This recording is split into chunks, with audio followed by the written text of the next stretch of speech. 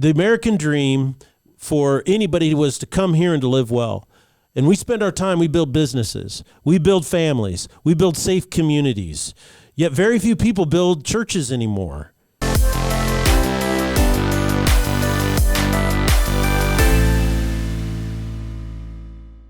Ladies and gentlemen, welcome to the Salty Pastor Podcast, a podcast dedicated to helping you grow and learn in your faith. It's your faith, it's your responsibility to grow your faith, and no one can grow it for you.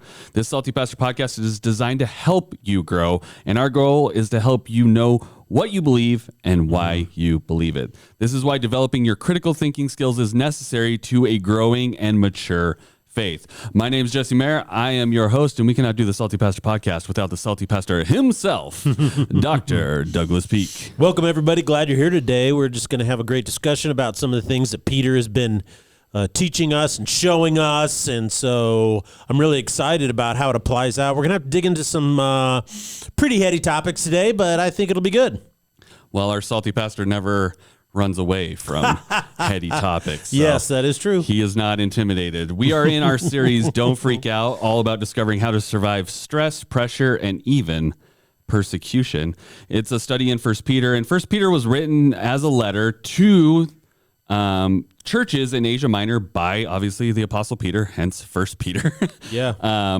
During this time where Nero, the Roman emperor, was persecuting them. And Asia Minor is modern-day Turkey. So if you want some geography clues as to where they were located at, that's where it was at. But on Tuesday, we talked about the latter half of chapter 3 and some of chapter 4, and we did some Bible study on it. But today we're going to talk about application in the modern day. So, Pastor Doug, take us away. Well, I think this persecution that was going on had a bigger impact on the church than people realize when they're reading this letter from 1 Peter. When you read the book of Acts and you go back and kind of dig into what happened 30 years after Christ rose from the dead, is that the church grew really fairly rapidly. I mean, we're talking that the population of the planet 2,000 years ago was considerably less. Right. I mean, significantly less. I think we hit 1 billion people on the face of the planet sometime around the 1600s, somewhere in there. So we were significantly below that. Significantly below that. So you think about that time. is that there's a lot of wide open spaces. And what's interesting about it is that in this persecution, the church had been growing fairly rapidly. You see these 5,000 came to Christ in one day, 10,000 came to Christ in one day. You see these numbers, and then you see how it was predominantly adopted by the lower classes, even the poor, slaves, women. But we also see towards the end of the book of Acts how it began to grow among the Roman elite as well, okay? And therefore, when this persecution broke out, it affected everyone. And the way it really impacted, I believe, the church in the first century was it shattered the spirit of new community.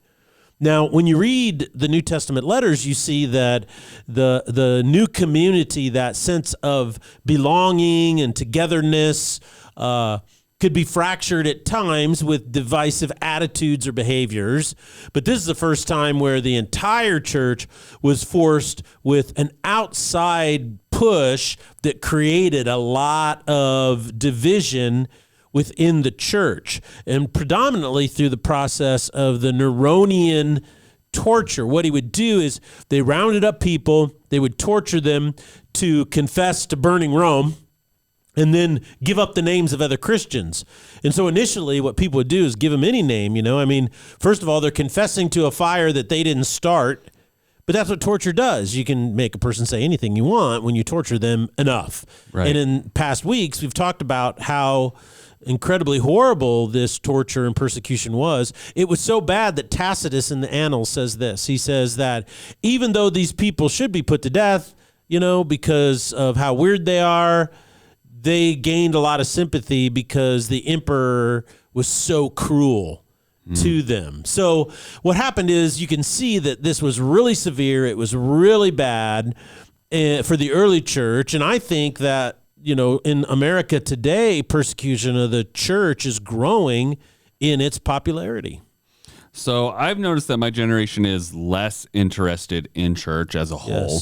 Yes. However, I haven't really heard a lot about the persecution of the church in America. We talk a lot on the Salty Pastor about how the people in China and Iraq are dealing with these different forms of persecution, but I haven't really seen anything like that, or like what Peter and the people of Asia Minor were going through with Nero. So can you speak into that, Pastor? Yeah, well, you bring up a really interesting trend, because on the one hand, you have to be honest and say, well, the persecution in America is nothing like the persecution in Islamic countries right now. Right. It's nothing like, I just read a case yesterday about how in Pakistan, a man took a 10-year-old girl, and she was a Christian, and he took her and then forcibly married her, and then took her before the court and said that she had willingly, of her own free will, converted to Islam,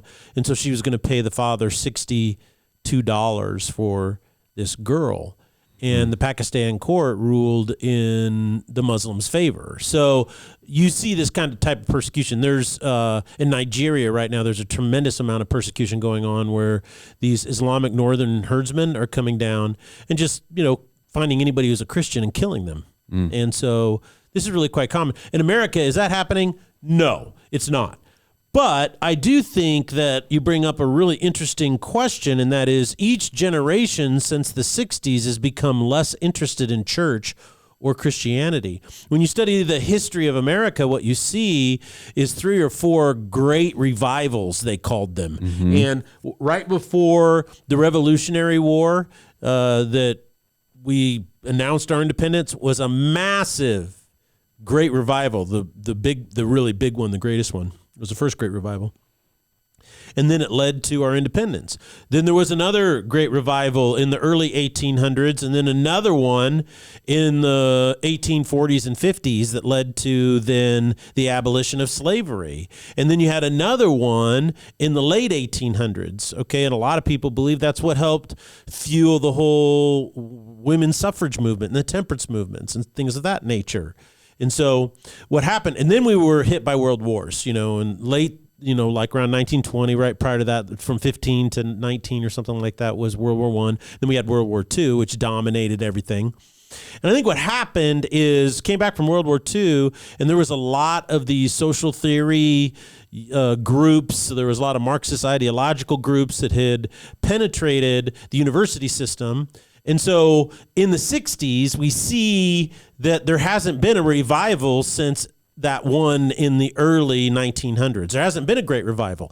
Even though Billy Graham in the 50s, could pack out stadiums, the revival, and I think that really threatened people that didn't want to see that happen. These people that come from these Marxist ideologies, they said, wow, this could be another really super massive great revival, because look at Billy Graham. He's having hundreds of thousands of people listening to him preach the gospel.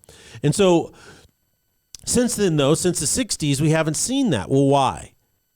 There's only 2 options. The first option is there's something wrong with the church in America, and it's just not reaching people, and there's a problem with it.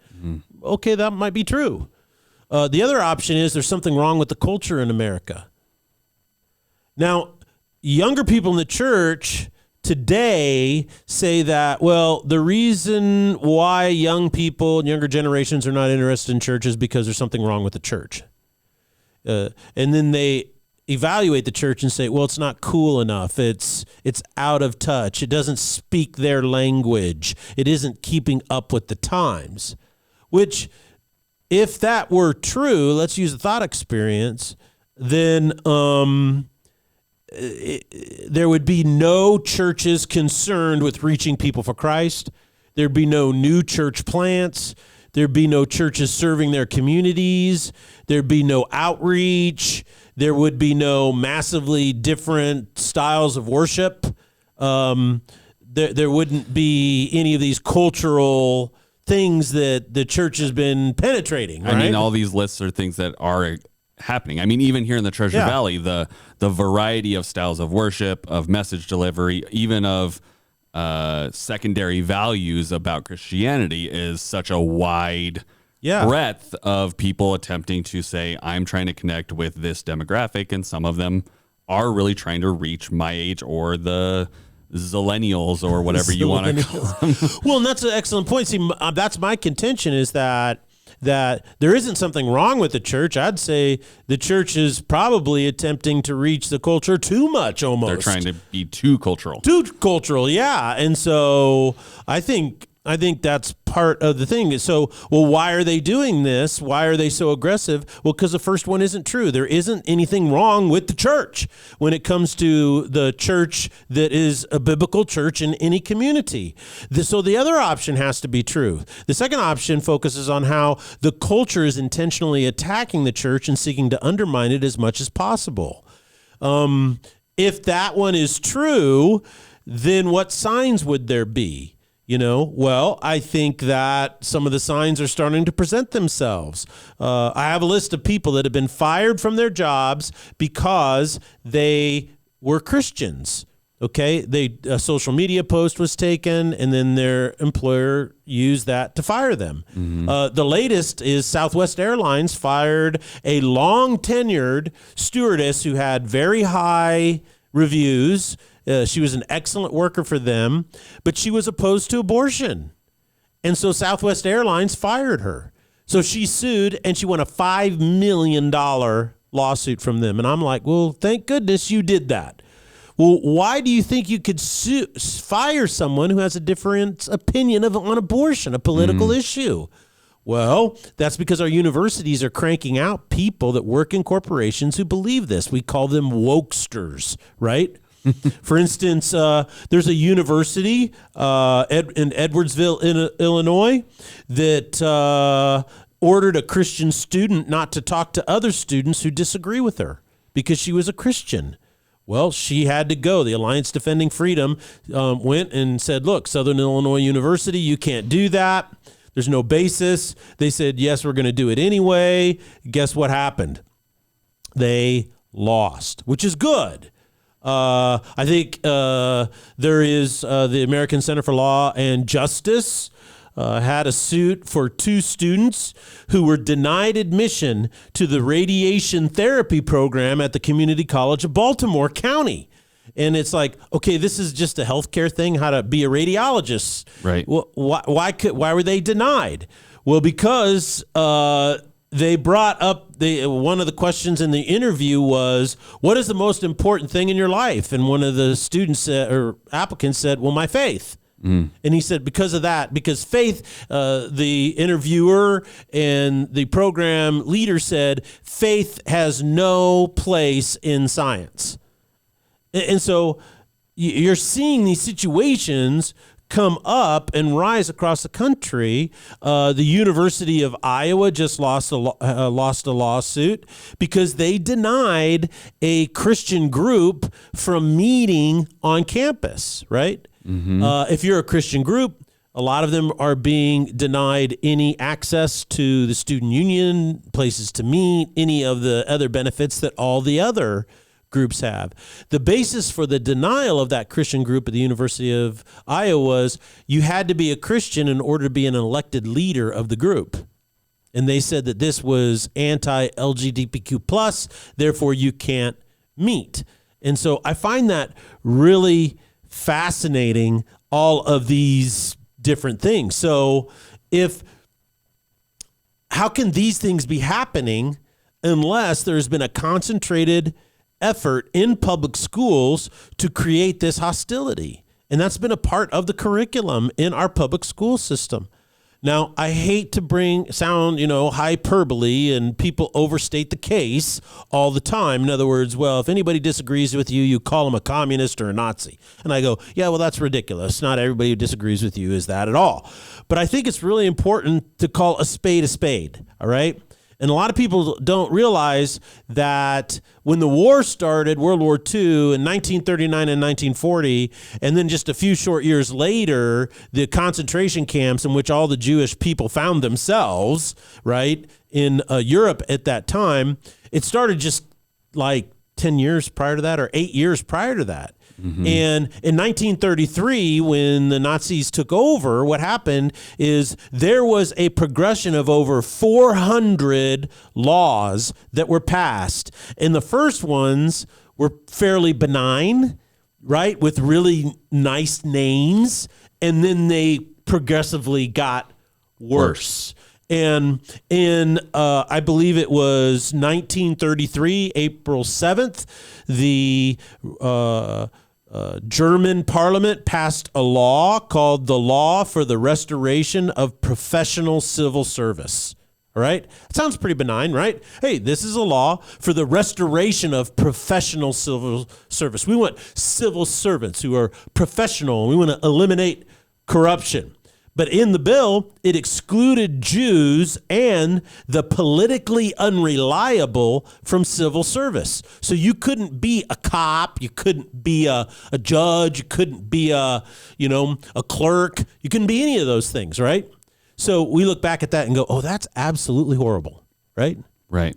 Well, I'd just like to point out that California is currently passing a bill called 655. You can Google it and look it up, and it's called the Law Enforcement Accountability Reform Act. And what it does is it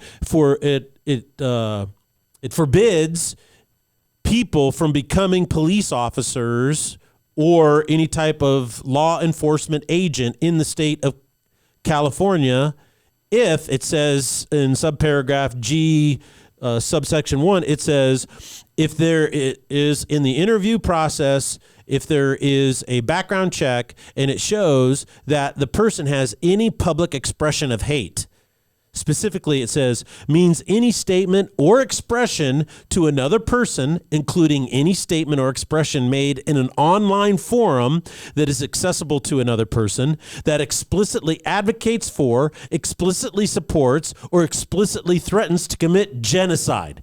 Okay, well, who's in favor of genocide? Nobody. Well, but mostly nobody. Mostly nobody. There's a few dictators that are into that, but notice what they do, the way they phrase it. Okay, it says the advocates or threatens to commit genocide or any hate crime that explicitly advocates for or explicitly supports any hate group. So it's not just people who advocate for genocide. It's are you supporting any hate group? Okay, well, what's a hate group? And so California uses the Southern Poverty Law Center's list of hate groups. And you know what is included in the Southern Poverty Law Center's list of hate groups in California? The Jewish Anti-Defamation League is considered a hate group.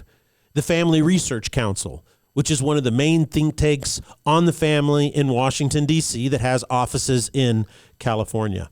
And they also name, by name, multiple Christian churches.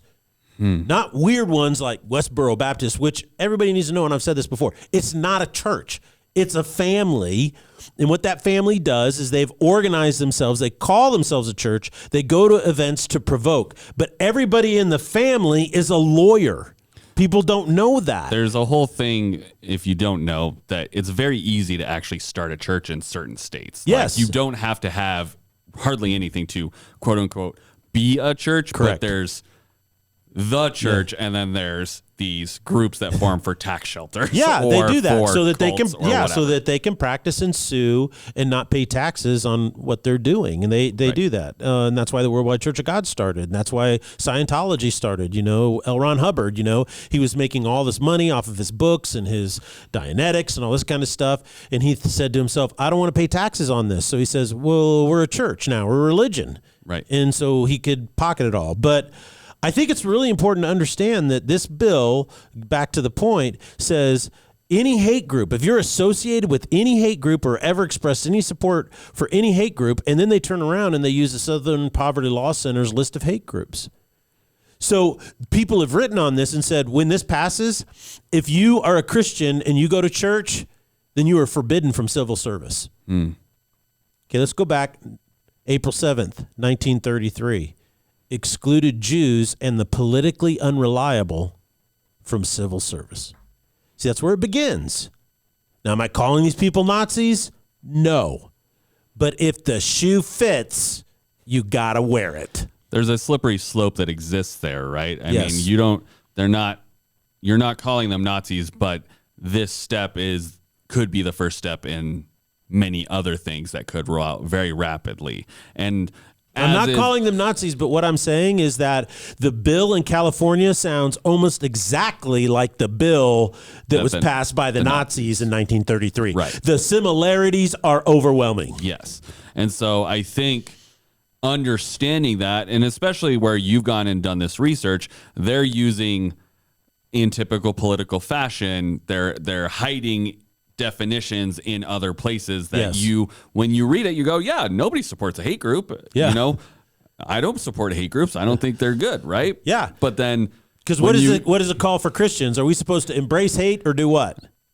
Love. We're supposed to love, right? And Yeah. so it's like, obviously you go and say, no, obviously I do not support a hate group. This bill looks good, theoretically, right? Mm-hmm. But as is the case in most political jockeying thing, it's all the devil's in the details. And in this case, it literally is the devil in the details. And it's a big devil. And it's a big devil. And so you go and have to go track down this other list. And then it's like, oh, that's your list. Well, that's not what I thought I was signing up for or voting for. Yeah. And it takes people way too much effort on a daily basis to go and do what you've done. And so they're going to go, yeah, let's pass this bill. And then they realize, uh-oh, we may have made a mistake. Yeah. Well, the problem is a lot of them aren't saying we made a mistake. What they're doing is they are intentionally doing it this way. Right. Which is sad. But I mean, I think there's some deception in it too, right? Because it's Absolutely. like you could definitely see. Absolutely. You could see someone going and reading this byline in their voting registration and go, yeah, I don't support genocide or hate groups, and I don't want my law enforcement to support genocide or hate groups. Yeah. That makes sense. So I'll vote for it. The cop, even Christian cops would probably go in, and if they had not read it, yeah, I don't want those kind of people working with me. They give us a bad name, and they are horrendous people. Exactly. And then they vote for it, and then they find out, oh, I got fired because I attend church. Yeah. How did that happen? It's the bill you voted for. You just didn't dive deep enough to realize what we were doing. Yeah. It's always that regulatory state, and that is that the underlying thing in there is that now it's fine, I think, to fire somebody who has activity or participates, right? There's actionable things for that breaks the law. So like, it doesn't matter what your motivation is, okay? If you're a white supremacist and you walk up to somebody who's Latino or somebody who's black or somebody who's Asian and you punch them, you know, the point is that it doesn't matter what kind of epithet that comes out of your mouth at the time. The thing is that it's assault and battery. And that is illegal. You should go to jail for that, right? And so the notion, though, that, well, it's a worse assault battery. Well, the assault battery should be contingent upon what it does to the victim, right? That's what makes it severe or not. And so if you go up and you tap somebody, that's different than hitting somebody in the face with a baseball bat, right? And so there should be severity of levels there. But what's happened is we've shifted away now to where, well, if you even express support for a church or you attend a church that we consider a hate group, well, why do you consider them a hate group? Well, because they don't support same-sex marriage. So that church, that Christian church, is a hate group, and you're a member of that church, you cannot be a police officer in California. Right. So so it's really... You know, some people say, well, it's the beginning of the slippery slope. I would say when you read this text of the bill, it's very close to the one in 1933. And so I think we're already on the slope. We're on the slope. We're already slipping, is what you're saying. Yes. Okay, well, we only have a few minutes left. What else did you want to chat about today, Pastor Well, I Doug, think on that, our application? it brings us to Peter's instruction to the church. What do we do when we're treated this way? Scream really loud on the internet. Scream loud is that what we do, Pastor? Well, no, I think we kind of mentioned this a little bit, and that is that some people read Peter's statements here in particularly chapter 2, and then going to servants and slaves, wives, husbands, everybody else, that what he's saying is that, well, you're to be a pacifist in the face of injustice. For instance, if you're an employee and you're a Christian and you get fired because you support on your Facebook page that you're opposed to abortion, right? So Southwest Airlines fires you. Some people say, well, you should be a pacifist. And a pacifist says, I don't respond. I don't do anything. I just go find something different to do, right? Some people say that if you face an injustice, let's say a woman is married, a wife is married and she suffers an injustice from her husband, he physically abuses her. Some people have a pacifistic notion, and that is, well, you're just supposed to bear under that suffering. Husbands, have had women make false accusations against them and lie about them in court to try to influence the outcome of the divorce or to remove the man from any influence in his children, to punish the man. We've seen a tremendous rise in women making false claims against men on college campuses, in workplaces. And so according to the pacifistic ideology, a man isn't supposed to do anything in that case, right? He just has to be a martyr. If someone at university says you can't meet because you're a Christian group, the list just goes on and on and on. And so what do? Are we to be pacifists? And I think Peter is suggesting something different. Peter is saying, when you suffer an injustice, okay, don't get discouraged.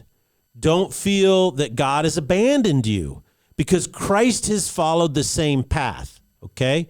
So arm yourself with the attitude of Jesus. And then number 2, you need to submit to proper authority. Now, if you're in China and they come in and they falsely accuse you and you're a Chinese, you're a Christian, and so you're doing things subversive to the state, therefore what we're going to do is we're going to throw you in prison. Well, what do you have to do? Well, if you can't escape, you're going to prison, right? They put you in chains and they put you in prison. You can fight that, right? At every given moment, you can try to fight but it'd be probably better to realize, look, until God releases you, by overthrowing this evil regime or whatever, you have to follow along. There's really no recourse. But we don't live in China. We live in America. And in America, there is recourse in every given situation. There is a good that you can pursue. There is a good way to do it, a right way to do it, and you should do it. Avoid running to evil, to saying deceitful things, to manipulate the outcome. You stand up for righteousness and you let God work it out, but use the full extent of the authority. Because as I said before, is that the authority that we have in America is not individuals.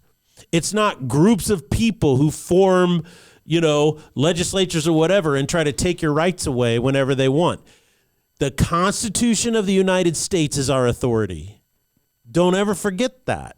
And in it, it specifically states your rights. So under the Constitution, you should always exercise to the fullest extent of the law, your fullest extent of possibility, your right not only to defend yourself, but not allow other groups of people to take your rights away.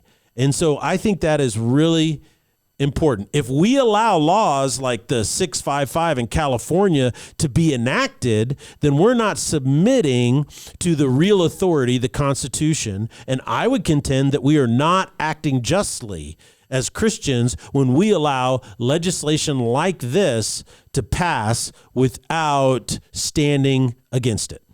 So, I think my generation as a whole never thinks about it this way. We kind of think about the turn the other cheek ideology from Jesus of just being really passive and we're just supposed to bear it. Or the other option is most people in my generation are millennials. We just get on Facebook or whatever social media platform and complain about it. And that's about as far as it goes, right? That's our 2 options. And there's no real in between for most people. So in our last few minutes, anything else you want to share with us? Well, I think that, your generation has to realize, and this is what's so sad to me, is that they're not meant to be this way. And that's one of the reasons why they're so unhappy, so disconnected, is that they were intentionally molded and shaped to act this way. Since the early 70s, the intention of the public education system was to adopt curriculums that increase student sympathies towards more passive social controls. And one of the reasons why is because of the emphasis of the teachers' unions. A lot of people are not aware, but the teachers' unions have a massive influence over the curriculums that are adopted. Okay. And why? Well, because you want these young people to grow up and be sympathetic to the teachers' unions. You want them in positions, going to colleges and getting political positions, because these people vote on the contracts and the amount of money that the teachers' unions control. The amount of money during the COVID pandemic that went to teachers' unions is off the charts, and it hasn't even been spent. I think 6% of COVID relief funds that have gone to the unions have been spent. So they're just sitting on this money. And then last week, they made an announcement they're going to spend over $50 million on political campaigns in the midterms. So probably with COVID money. Yeah, I'm like, boy, that's some creative accounting to be able to do that. I would think. And so I think in the end, what I would say is that you see this pattern happening. Let's go back to California. There's a chart. I can't show it to you. But basically in the early 90s, late 80s, around 90, only 20% of eighth graders were wanting to go into algebraic math, which is really important for STEMs, right? Well, they instituted this program, and guess what? In 2013, they had a fourfold increase. It got up as high as 67%. Can you imagine that? That was 10 years ago. 67% of eighth graders were going into algebra. Wow, that's awesome. Learning STEMs. But then what happened is they implemented Common Core, and it's now down to 20%. So it's fallen all the way back down. This is because you have a centralized control over school curriculums. They're bypassing what? Local school boards and these types of things. One hallmark of the data is the increasing hostility in the curriculums towards Christianity.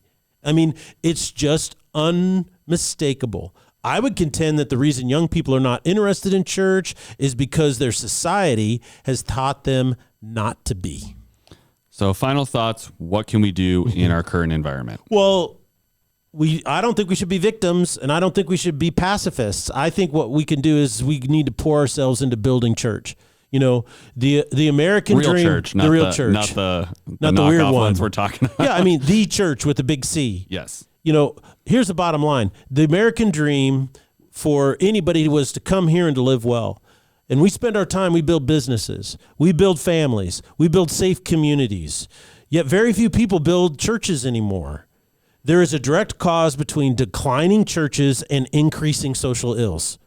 There's a direct causal link. Today, the political climate is against churches. Prior to COVID, the climate was to regulate and zone churches out of existence. Our own church has had to go through legal battles with government agencies because they tried to use unfair regulatory practices to take things away from us. In 2015, the passing of the Obergefell versus Hodges, which required all states to issue marriage licenses to same-sex couples, there have been hundreds of lawsuits brought against businesses owned by Christians and by churches. The COVID pandemic unleashed this hostility. Churches were fined, police denying access to church buildings, and pastors, there's a couple pastors in America that were sanctioned, and pastors in Canada that were actually arrested by the police. Meanwhile, political protests and riots were being encouraged in the streets. So you can't go to church, and we're fining you hundreds of thousands of dollars.